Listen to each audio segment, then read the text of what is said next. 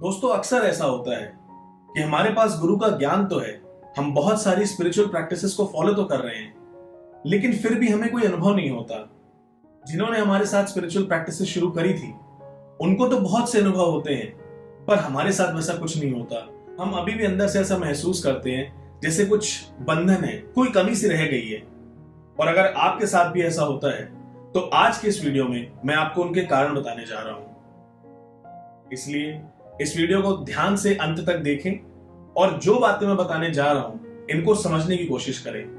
हो सकता है शायद आपके जीवन में भी इन्हीं कारणों की वजह से आपकी आध्यात्मिक उन्नति रुकी हुई है। दोस्तों सबसे बड़ी प्रॉब्लम है ज्यादा ज्ञान हो जाना। ऐसा नहीं है कि ज्ञान अर्जन करना कोई खराब बात है या जिस विषय में आपकी रुचि हो उसके बारे में जानना कोई गलत बात है।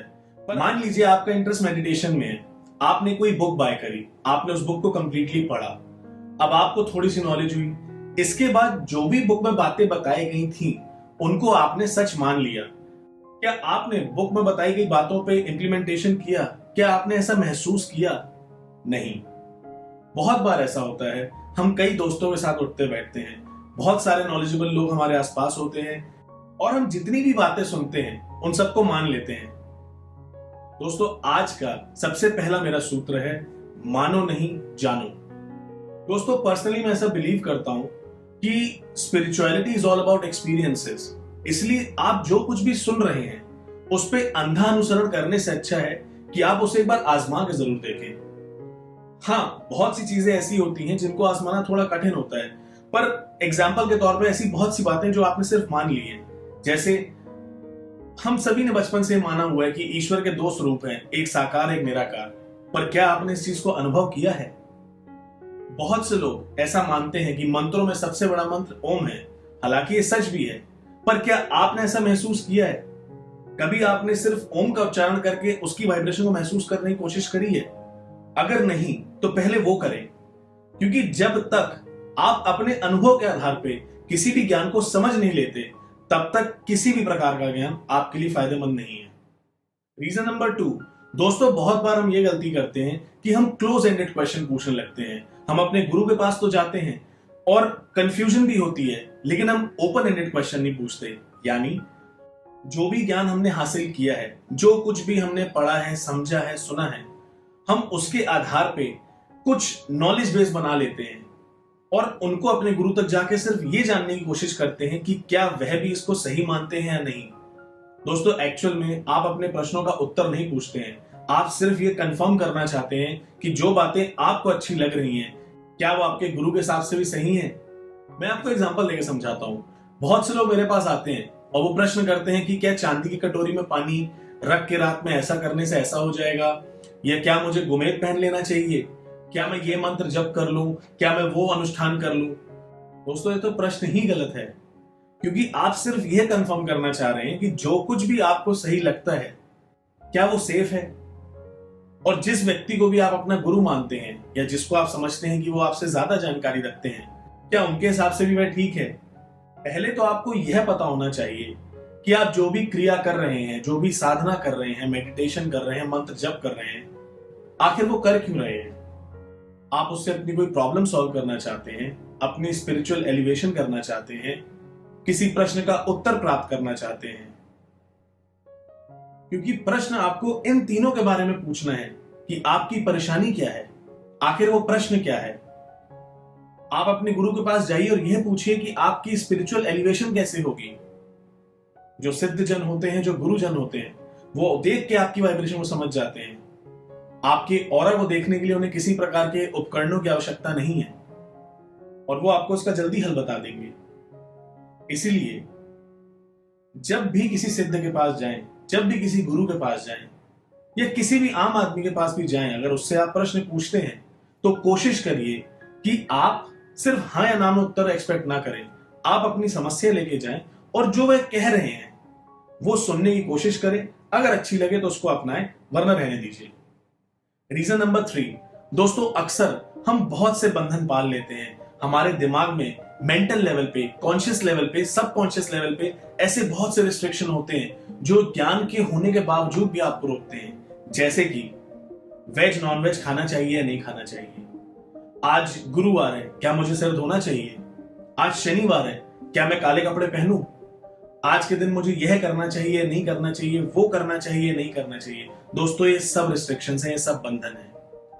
हालांकि ऐसा नहीं है कि इनको करने से कोई फायदे या नुकसान नहीं होते।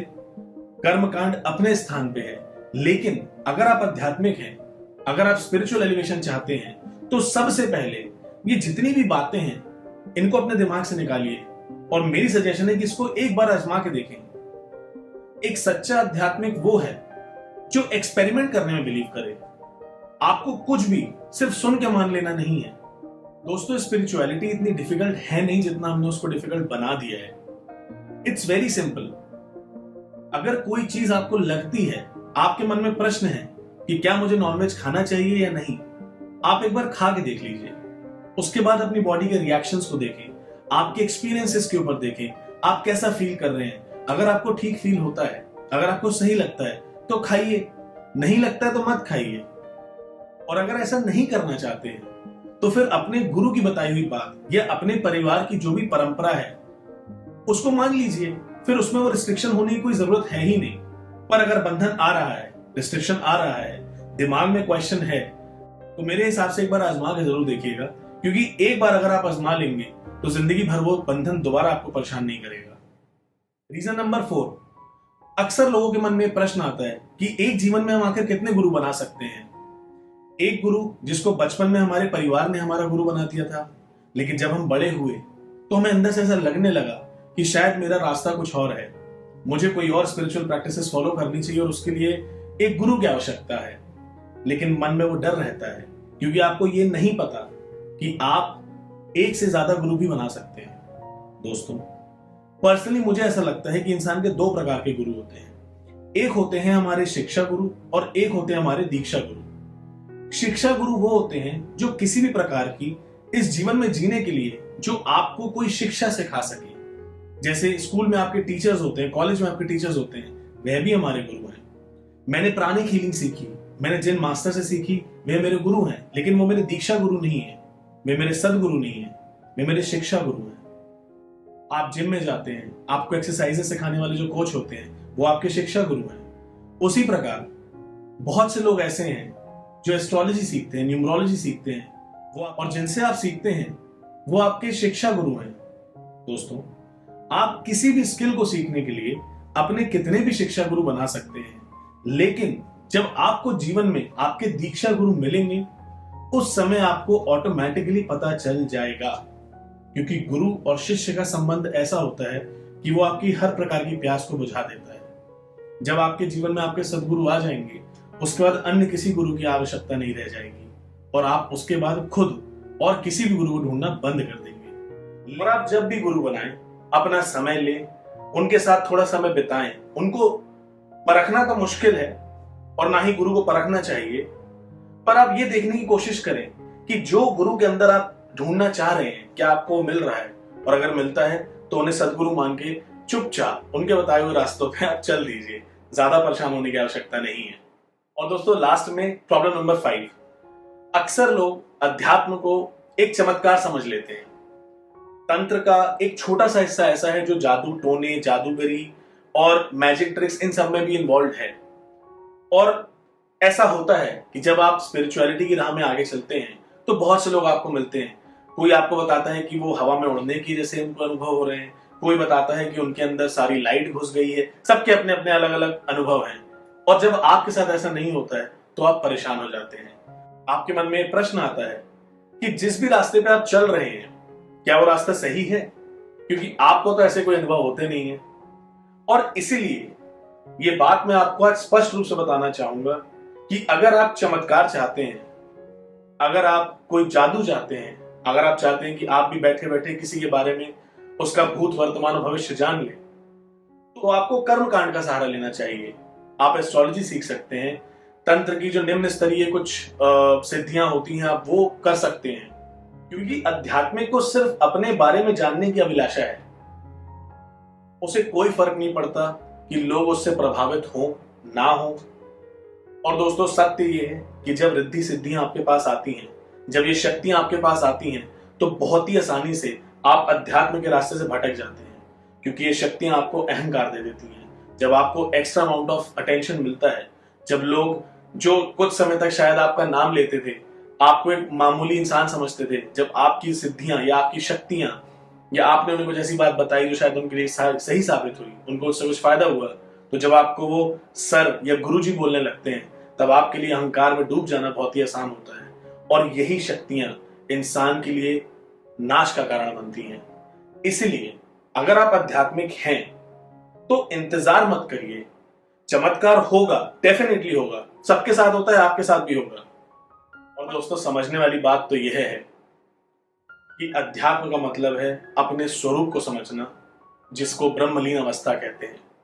और जब आप खुद को समझने लगते हैं तो आप ये पाते हैं कि आप खुद अपने आप में एक बहुत बड़ा चमत्कार हैं, क्योंकि जो ब्रह्म की अवस्था है उसमें कुछ शेष नहीं रहता, सब कुछ उसी में समाहित है। तो इसीलिए आज जो 5 रीजन मैंने आपको बताए हैं, अगर आपके जीवन में भी ऐसी कोई परेशानियां हैं तो प्लीज इन बंधनों से मुक्त होने की कोशिश करें, तभी आप आसानी से अध्यात्म का अनुसरण कर पाएंगे। और दोस्तों, इसके बाद अब आपके लिए छोटा सा अनाउंसमेंट है।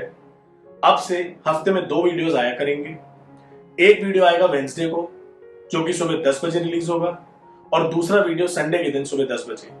और ये टाइम मैं इसलिए फिक्स कर रहा हूं ताकि आप लोगों को पता रहे कि जैसे ही वीडियो आए आप उसके लिए प्रिपेयर्ड रहें। अभी थोड़ा सा मेरा टाइम स्केड्यूल मैनेज नहीं हो पाता है, इसलिए मैं जब समय मिलता है तो वीडियो शूट करता हूं, एडिटिंग होती है और वो पब्लिश होता है। पर अब थोड़ा सा इसमें भी डिसिप्लिन लाया जाएगा ताकि आप लोग अपने हिसाब से अपने आप को प्रिपेयर कर सकें और जब कभी आपको समय मिले आप वीडियो देख सकें। अगर आज का वीडियो अच्छा लगा हो तो प्लीज लाइक करें। अपने फीडबैक, जो भी आपके सुझाव हैं, वो कमेंट करके जरूर बताएं। अगर चैनल में पहली बार आए हैं तो सब्सक्राइब करें। Thank you very much.